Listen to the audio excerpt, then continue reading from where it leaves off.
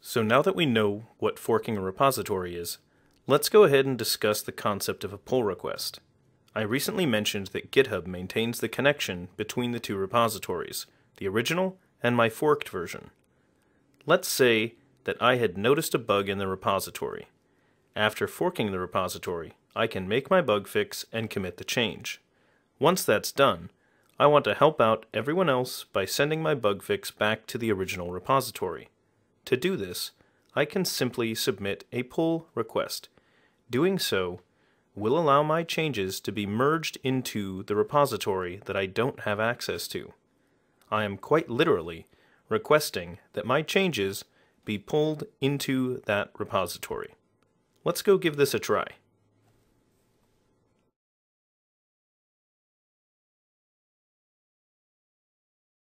While the jQuery repository makes a great example to be able to show a lot of contributions, it doesn't make for a great example for me to be able to demonstrate a pull request.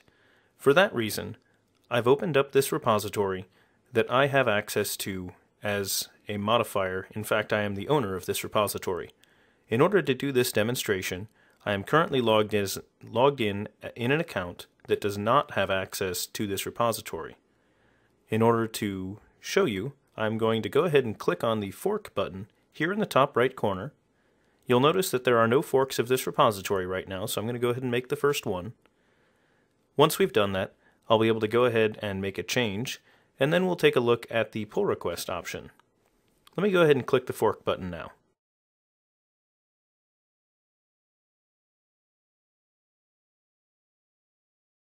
Now that we've got our forked version of this repository, we want to make some kind of a change. I'm going to go ahead and modify the README file.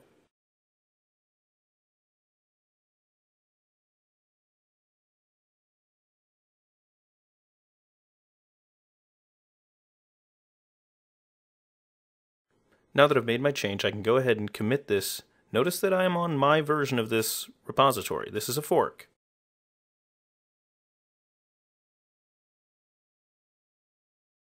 Now that I've made this modification, you can see that the change is here, but if I take a look at the original, the change is not there yet. So in order to make this work, I need to do a pull request. Let's go ahead and go back to my version, and then we'll instantiate that pull request. So now that we're back here, I can go ahead and click on the pull request button, which is this icon right here. From this page, I want to issue a new pull request. You'll notice that it brings up a lot of information here. This looks a little bit confusing, but it's actually much easier than it seems. You'll notice here at the top, it's indicating the two locations that we're going to be comparing. It has the master branch of the main version of the repository, and then it's also got my fork here. We're also on the master branch of this fork. You'll notice there's a button to create the pull request. It shows that we have one commit, we've changed one file, there aren't any comments on this, there's one contributor, that's just me, and you'll notice at the bottom it shows the changes. If we had more changes than just this one file, it would show them as well. Let's go ahead and click on the Create Pull Request button, which is going to give us some more options. When we get to this page, you'll notice that it's giving us this text box. What it wants us to do is name this merge request, offering some kind of detailed information about what we did. If we had done more than one change, like more than one commit, it would be a good idea to explain what this sequence of commits is. Is this bug fixes about something? Is this adding additional information? In some way we want to describe it so that the person who reads this pull request knows what it is that we did. So in this case, I'm going to go ahead and leave it the way it is because it was one commit. And then I'm going to go ahead and click on the Send Pull Request button. Once this has happened, I now have a pull request that has been made to the repository. This is the original repository, if you notice in the upper left-hand corner, because now the request is on the original location. That means that it's time for me to switch accounts and come right back to you in my other one so we can see how this works.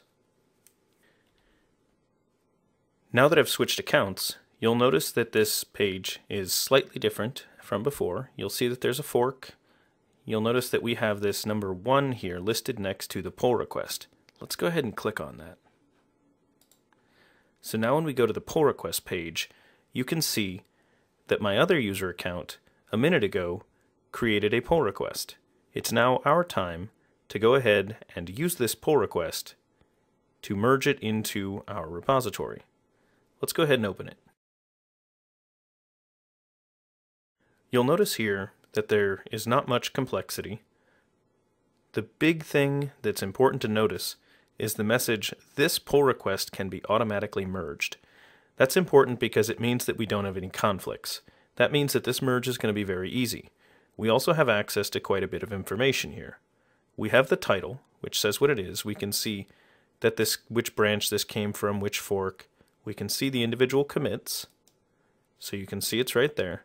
We can check out the file changes. These are the changes. If we wanted to, we could continue a conversation by commenting here. If we comment, that will send a message back to the user that submitted this pull request, and we might do this if we wanted to ask them for additional information, or if they needed to update their pull request in some way with additional changes, or something along those lines. It's just a convenient way to talk with the person before you actually merge it in. Since I'm just demonstrating this, I'm going to go ahead and click on the Merge Pull Request button. It wants me to confirm, and now the pull request has been merged in. So now you'll notice that it is automatically merged. It has closed this pull request, and if we take a look at this page now, you'll see that my change is now in the README file, and if you check the URL, I am definitely on the original version. So that is how you do a pull request in a simple scenario. We're going to take a look at another way of doing this in a moment.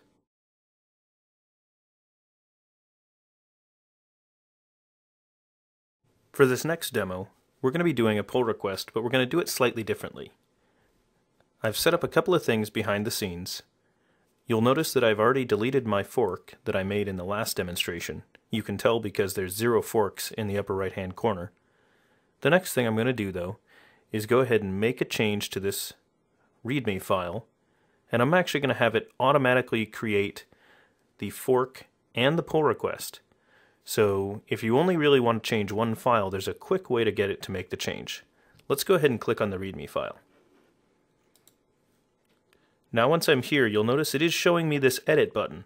Obviously I don't have access, but I can click it anyway. You'll notice at the top that it says that I'm editing a file that I don't have access to, and it says that it's going to fork the project for me if I don't have one already.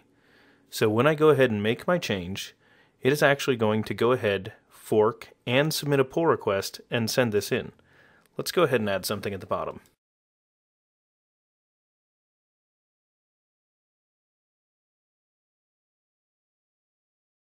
Notice here down at the bottom, instead of saying commit, it says propose file change. That's because it's going to do a pull request.